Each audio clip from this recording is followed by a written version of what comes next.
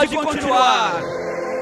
Um pai de família, como pode? Como fica a sua dignidade?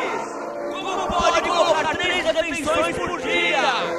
Com 50 reais por minuto. E não é só isso. Essa situação denigre o trabalhador. Queremos os direitos assegurados pela CLT. E tem mais. Enquanto os nossos irmãos apodrecem nos porões das produtoras, essa elite privilegiada come pipoca importada. E não é só isso. Não podemos acreditar nas promessas vazias deste pelego da barba ruiva. E tem mais.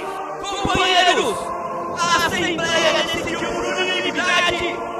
Vamos cruzar os braços.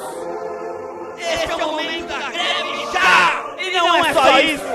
Dignidade já. Vamos cruzar os braços. Sai daí desse caixote, meu. O que você tá fazendo aí, tá louco? Eu estou propondo a greve. Que greve? Você tá louco? Greve por dignidade. Dignidade aonde? Você tá maluco? Nós precisamos nos unir, companheiro. Quem vai fazer greve? Você e mais esses 15 que colocam vídeo aqui nessa página? Você tá maluco? Você não sabe. 50 reais. Como fica o trabalhador? Para de falar comigo desse jeito. Você tá louco? Desce daí desse caixote, ô maluco. Larga esse negócio, desce daí. E além do mais, você acha que tem dinheiro da onde? Dinheiro da Samsung? Ou da Quatro Rodas, que é da Abril também? Você tá maluco?